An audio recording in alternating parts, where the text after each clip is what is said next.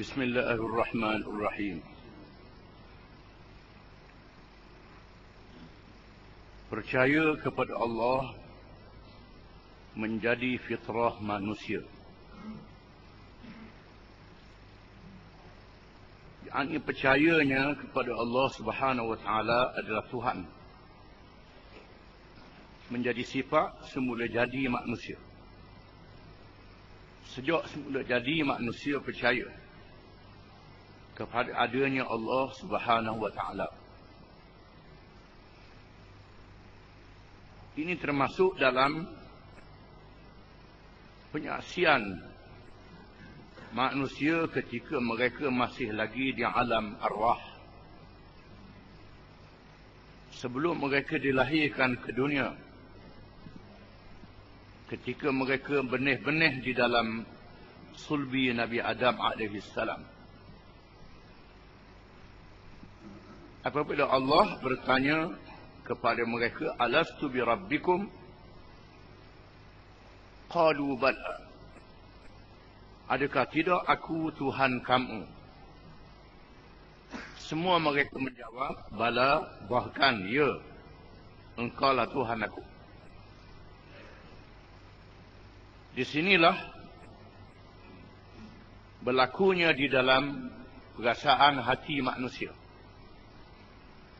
Sama ada orang Islam ataupun orang kafir percaya adanya Tuhan. Termasuklah juga manusia yang kononnya tak percaya pada Tuhan. Bila mereka terdesak dalam keadaan bahaya, dalam keadaan tidak selamat,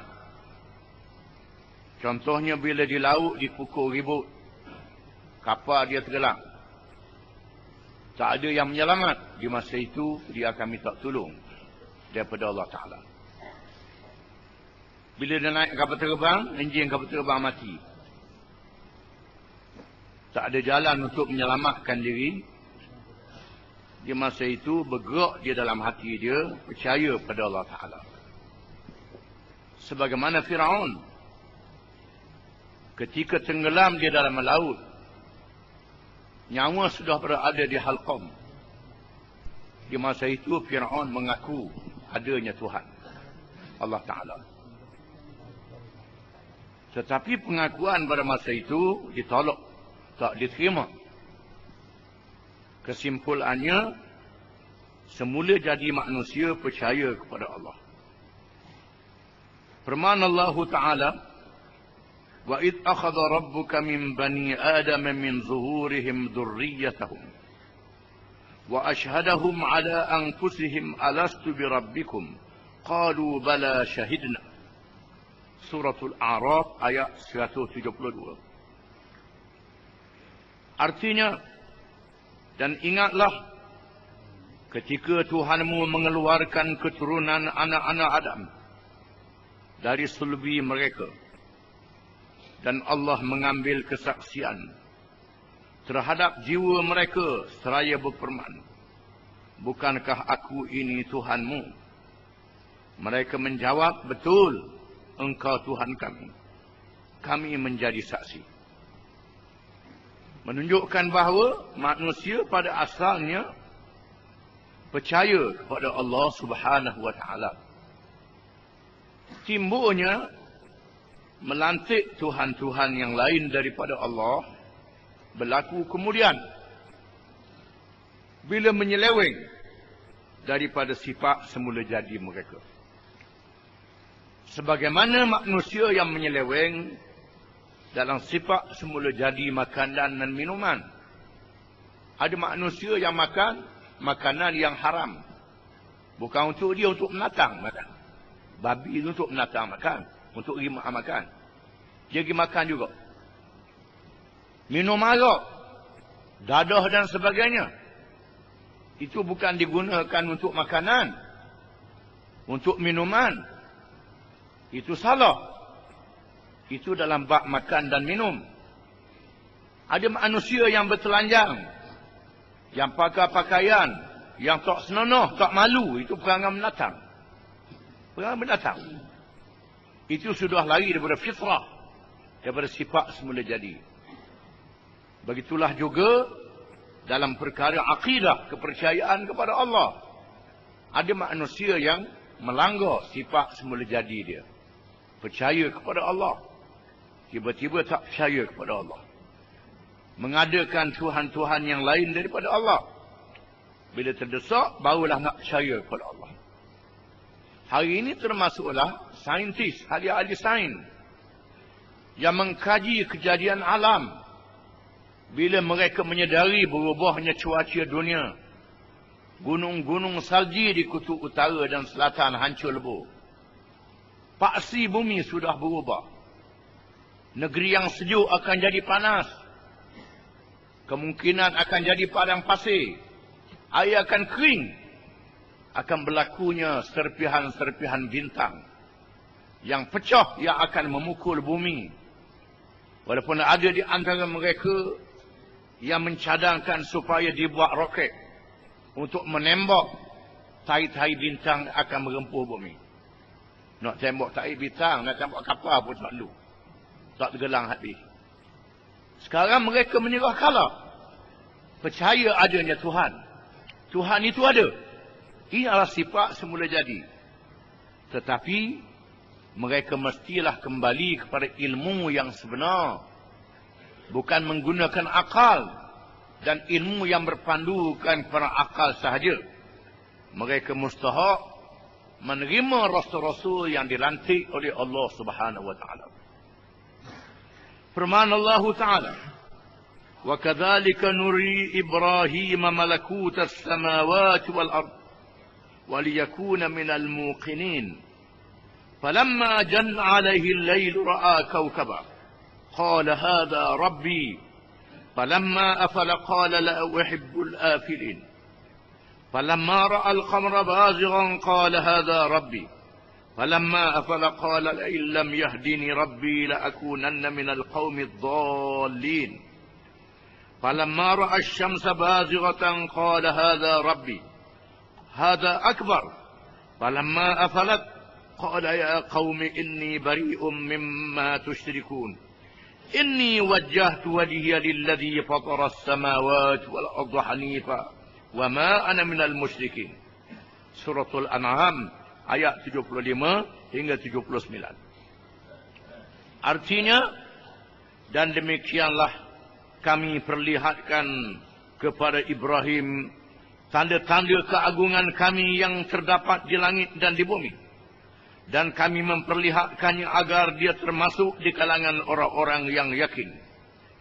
Ketika malam telah menjadi gelap, dia melihat sebuah bintang, lalu dia berkata, inilah Tuhanku. Tetapi tatkala bintang itu tenggelam, dia berkata, saya tidak suka kepada yang tenggelam. Kemudian tatkala ia melihat bulan terbit, dia berkata, inilah Tuhanku. Tetapi setelah bulan itu terbenam, dia berkata, sesungguhnya jika Tuhanku tidak memberi petunjuk kepada aku, pastilah aku termasuk di kalangan orang-orang yang sesat. Kemudian tatkala dia melihat matahari terbit, dia berkata, inilah Tuhanku, ini yang lebih besar. Maka tatkala matahari itu terbenam, dia berkata, hai kaumku, sesungguhnya aku menghadapkan diriku kepada Tuhan yang menciptakan langit dan bumi, dengan cenderung kepada agama yang sebenar, dan aku bukanlah termasuk di kalangan orang-orang yang mempersekutukan Tuhan. Tuhan menceritakan kepada kita dalam Al-Quran Al-Karim cerita yang benar. Allah Ta'ala mentarbiah, mendidik dan mengajar Rasulnya Nabi Ibrahim AS, yang dianggap sebagai Abul Anbiya, bapa kepada Rasul-Rasul yang kemudian daripadanya. Rasul yang tinggi martabatnya di sisi Allah. Di malam Isra' dan Mi'raj, Nabi kita Muhammad sallallahu alaihi wasallam ditemukan dengan Ibrahim di langit yang ketujuh. Langit yang paling tinggi.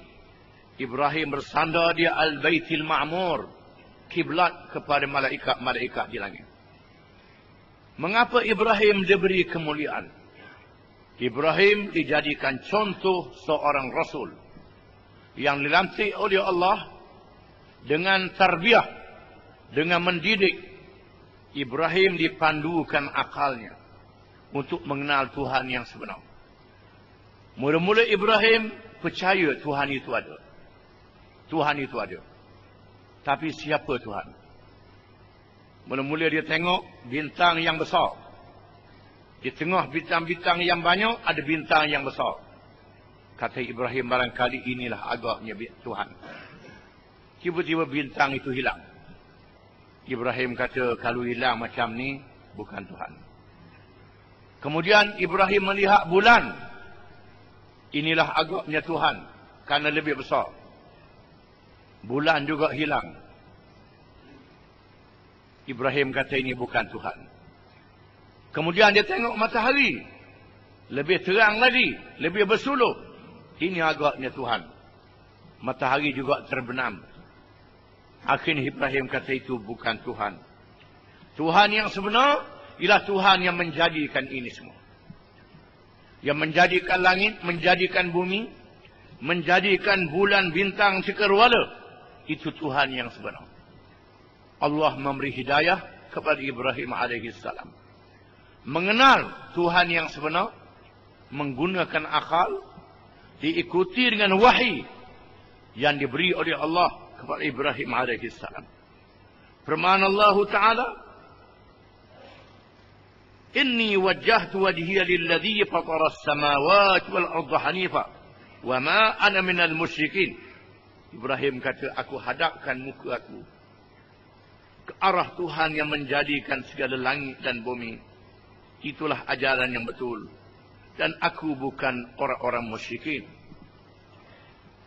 Bacaan ini diucap oleh kita tiap-tiap semayang bila membaca doa iftitah. Ini adalah ucapan Ibrahim alaihissalam yang kita ulangi sebelum kita baca Fatihah, walaupun sunat, tetapi memberi makna yang sangat besar. Firman Allah Ta'ala, fa'aqim wajhaka lid-din hanifa fitratallahi allati fatara an-nasa 'alayha la tabdila li khalqillah dzalika ad-dinul qayyim.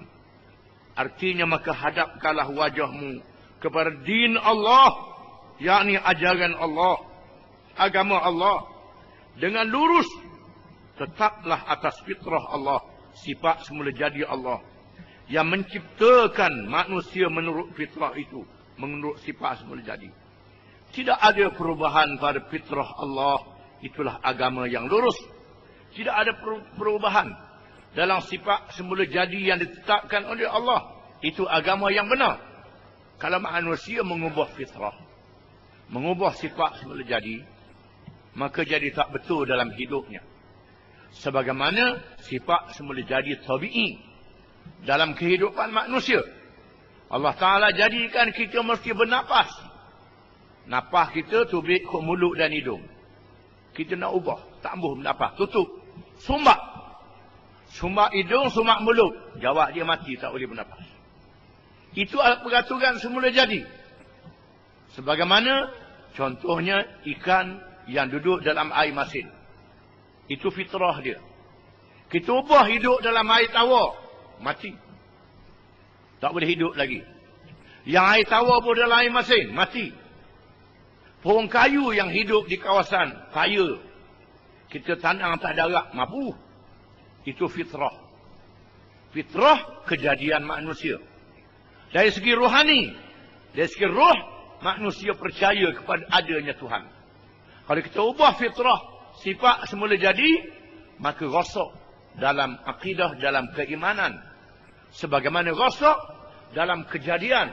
Kita nak ubah napas, kita tak boleh bernafas, maka jadi tak boleh hidup. Musnah dan rosak. Begitulah juga umpamanya.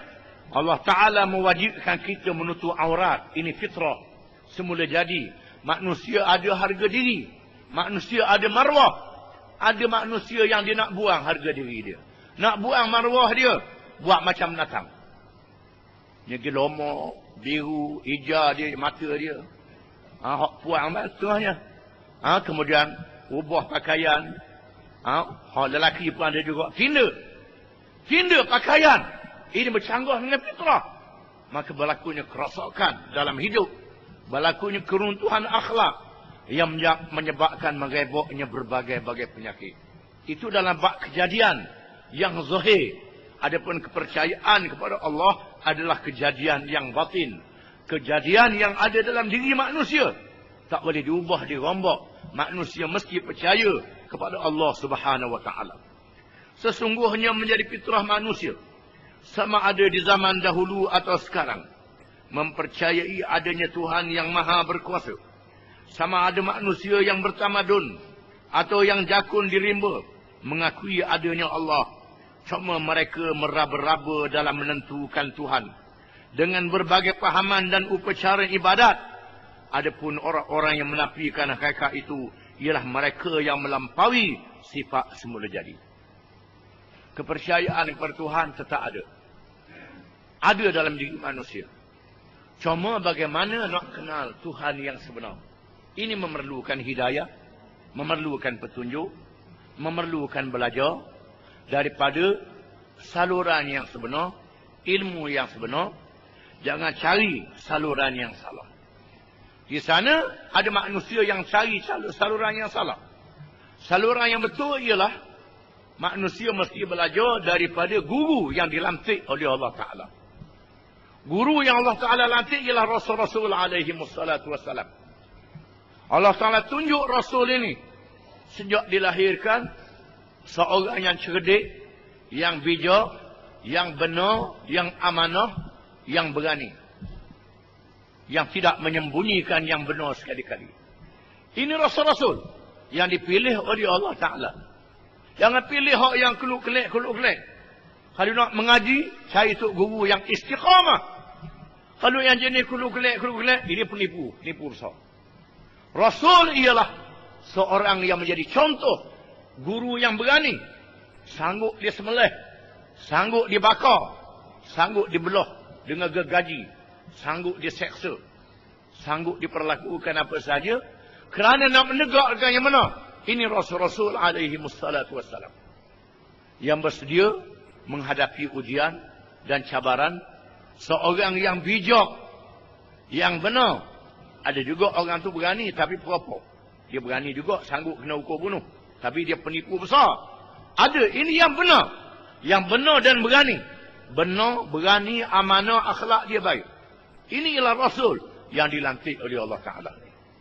Jangan cari ahli falsafah. Ahli falsafah ni cerdik juga. Bijak ahli falsafah ni. Ahli-ahli fikir Greek, Yunani, Rom, India, Parsi, Cina. Ada ahli falsafah. Menggunakan akal untuk mencari Tuhan. Akhirnya reka manusia supaya sembah batu. Supaya sembah lembu. Sembah pohon kayu. Sembah macam-macam. Ini adalah bohong, penipu. Penipu. Berbeza dengan Rasul yang dilantik oleh Allah Subhanahu wa ta'ala. Adalah di kalangan yang bijak. Maka kita kena belajar, kenal Tuhan yang bersalurannya yang benar. Dan menambahkan kita yakin kepada Allah. Sifat semula jadi percaya kepada Allah ada dalam diri manusia. Termasuk di kalangan mereka yang melampaui batas. Tak percaya ada Tuhan. Kalangan etis. Etis ialah orang yang tak percaya pada Tuhan. Pernah berlaku dalam sejarah dunia. Ketika Perang Dunia yang pertama. Perang Dunia yang pertama. Presiden Perancis di masa itu. Seorang yang tak percaya pada adanya Tuhan. Bila Perancis diserang oleh Jerman. Perang Dunia yang pertama. Bandar Paris jatuh. Bila-bila masa saja. Di masa itu dia menyeru rakyat supaya minta tolong dengan Tuhan. Tak ada yang boleh menyelamatkan Perancis melainkan kuasa gaib. Iaitulah Tuhan. Ini menunjukkan bahawa orang yang tak percaya pada Tuhan, bila terdesak dia percaya. Lenin ialah pemimpin komunis yang terkenal. Yang berjaya mendirikan negara Soviet Union. Yang melancarkan revolusi buruh. Menjatuhkan kerajaan Tsar. Mendirikan kerajaan komunis Soviet. Lenin berpegang kepada ajaran Karl Marx. yang menulis dalam bukunya Das Kapital. Das Kapital. Ini buku Karl Marx dalam bahasa Jerman. Das Kapital. Yang bermakna pahaman menentang kapitalisme, golongan pemodal. Das Kapital. Dalam buku Das Kapital, Karl Marx mengatakan Tuhan tidak ada. Kepercayaan kepada agama adalah bohong. Stalin, seorang murid Karl Marx yang kuat berpegang dengan ajaran ini dan telah berjaya mendirikan negara komunis, negara kuasa besar dunia. Ketika negara dalam keadaan berjaya, Stalin sakit. Lalu doktor-doktor peribadi, pakar dalam semua perubatan, gagal menolong Stalin yang dalam keadaan sakit. Ketika Stalin dikelilingi, Lenin dikelilingi oleh ahli-ahli Politburo Parti Komunis. Lenin, murid kepada Karl Marx, menyebut nama Tuhan. Allah, sakit. Lalu kawan-kawan dia tanya, tidakkah ajaran Marx mengatakan Tuhan tidak ada? Kata Stalin, kata Lenin, saya tak tahan menghadapi kesakitan. Sakit sangat tak tahan. Sebut nama Tuhan. Itu Lenin. Stalin, ya Islam, orang nombor 2 lepas pada Lenin, yang memimpin negara Soviet ketika Perang Dunia Kedua. Perang Dunia Kedua, perang yang besar. Apabila tentera-tentera Nazi Jerman telah masuk ke wilayah barat Soviet Union, bandar-bandar Soviet telah ditakluk oleh tentera Jerman di masa itu. Jerman yang mempunyai kekuatan udara yang tak boleh dilawan oleh pihak berikat. Macam banjir masuk menakluk Eropah. Macam banjir tak boleh disekat. Seterusnya nakluk Soviet Union. Bila tak tahan lagi nak mempertahankan bandar-bandar dia, lalu Stalin yang mengharamkan agama, membenarkan supaya penganut agama minta doa. Pohon pada Tuhan berdoa supaya Allah Ta'ala membantu Soviet Union dalam menghadapi Jerman dalam Perang Dunia yang kedua. Ini contoh bila manusia terdesak, dia akan percaya adanya Tuhan. Pernah ditanya Ja'far As-Sadiq radhiyallahu an tentang Allah. Lalu beliau menyoal orang yang bertanya, pernahkah kamu berlayar di laut? Jawabnya ya. Beliau bertanya lagi, adakah kamu pernah dipukul ribut yang bergelora? Jawabnya ya. Beliau bertanya lagi, apakah kamu tidak berharap kepada kelasi dan alat-alat penyelamat? Jawabnya ya. Seterusnya beliau bertanya lagi, adakah terdapat dalam pemikiran kamu dan perasaan kamu ada sesiapa yang dapat menyelamatkan kamu? Jawabnya ya. Dan Ja'far As-Sadiq terus menegaskan, itulah dia Allah. Itulah dia Allah. Ja'far As-Sadiq, Imam Ja'far As-Sadiq radhiyallahu anhu, salah seorang daripada zuriat Nabi sallallahu alaihi wasallam yang menjadi guru bagi Imam Abu Hanifah, Imam mazhab Hanafi, dan Imam mazhab Syiah Ja'fariyah. Tetapi Syiah di zaman mutaakhir ini sudah banyak menyeleweng daripada ajaran Ja'far As-Sadiq. Ja'far As-Sadiq ialah imam yang mujtahid, yang memberi fatwa hukum-hukum syarak di zaman dia. Abu Hanifah pun belajar dengan dia, menyanjung dia. Ja'far As-Sadiq pernah disoal oleh orang yang dia berkenaan dengan Allah. Macam mana Allah ni? Allah tu macam mana? Patutnya jangan tanya macam mana. Kita kena minta dengan Allah Ta'ala, minta kuat iman kita kepada Allah. Kita akan baca kemudian. Kita tak mampu nak fikir Allah Ta'ala, hakikat dia kita tak mampu. Cukup kita percaya Allah tu ada, yang tak sama dengan segala yang lain. Imam Ja'far tanya, pernah tak mu berlayar di laut? Dia kata pernah. Pernah tak kena ribut? Pernah. Bila kena ribut, mu berharap tak ke kelasi, ke pelapung, ke apa? Pernah. Ada lagi mu taruh harapan? Ada. Siapa dia? Itulah dia Allah. Allah yang menjadi pergantungan bila seseorang itu berada di laut. Berpandukan, dan jawapan itu berpandukan firman Allah Ta'ala, wa idza massakumud dhurru fil bahri dhalla man tad'una illa iyyah. Suratul Isra ayat 67. Artinya, dan apabila kamu ditimpa bahaya di lautan, Nascaya hilanglah sesiapa yang kamu seru kecuali dia. Bila kamu tenggelam di laut, ditimpa bahaya dalam laut, ataupun tak gelang lagi, ribut kuat, di masa itu hilang segala yang lain. Hanya berharap kepada Allah Ta'ala saja. Berharap kepada Allah Ta'ala bila terdesak. Firman Allah Ta'ala, "Walladhi yusayyirukum fil barri wal bahr hatta idza kuntum fil fulki wa jarayna bihim birihin tayyibatin wa farahu biha ja'atha 'arihun 'asif wa ja'ahumul mawju min kulli makan wa dhannu annahum uhita bihim da'awu Allah mukhlishina lahu ad-din la in anjaytana min hadhihi lanakunanna minasy syakirin." Surah Yunus ayat 22.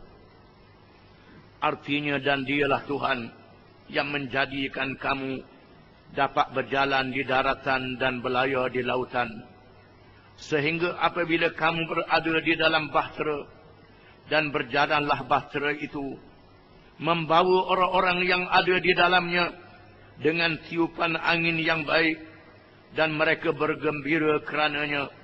Tiba-tiba datanglah angin ribut dan gelombang dari segenap penjuru menimpanya, dan mereka yakin bahawa mereka terkepung bahaya. Maka mereka berdoa kepada Allah dengan mengikhlaskan ketaatan kepadanya semata-mata. Mereka berkata, "Sesungguhnya jika engkau menyelamatkan kami dari bahaya ini, mestilah kami termasuk di kalangan orang-orang yang bersyukur." Quran menghuraikan lebih panjang lagi tentang nikmat Allah menjadikan kamu boleh berjalan di darat dan kamu boleh berjalan di laut. Masa tu tak ada lagi udara. Hari ni ada udara pula. Yang di udara lebih bahaya pada laut lagi. Laut boleh juga berenang. Udara tak ada berenang langsung. Pakai beruh selalu. Bila dalam keadaan cuaca molek, angin molek, gembira. Suka. Bukan saja suka, kedara harap pula. Kedara harap, menari, menyanyi, bergembira, tak sedar apa. Bila mari ribut taupan yang kuat, kalau di laut, gelombang yang besar menyebabkan kapal yang besar pun bergoyang, bergoncang, berguli bating. Kapal yang besar bila mari ribut yang kuat. Kalau kapal terbang pun begitu juga. Bila mari ribut yang kuat dalam keadaan yang bergoncang, di masa itu barulah kamu berdoa kepada Allah dengan hati yang ikhlas. Ikhlas masa tu, tak tambah tunjuk ke orang, dah ikhlas kerana Allah Ta'ala. Kalau orang sedara ni nak tunjuk-tunjuk ke orang juga. Bila dalam keadaan bahaya, ikhlas sungguh. "Wahai Tuhan, jika sekiranya engkau selamatkan kami, nescaya kami bersyukur kepadamu. Kami menjadi orang-orang yang bersyukur kepadamu." Itu ikhlasnya. Malangnya, "Wa qalilum min ibadiyasy syakur." Sedikit saja di kalangan hamba-hambaku yang hamba Allah yang bersyukur. Bila selamat balik, lupa balik, tak ingat balik kepada Allah Ta'ala. Itulah perangai manusia. Malaikat sedikit saja yang ingat kepada Allah. Mudah-mudahan Allah Ta'ala jadikan kita daripada orang yang sentiasa ingat pada Allah Ta'ala. Wallahu a'lam.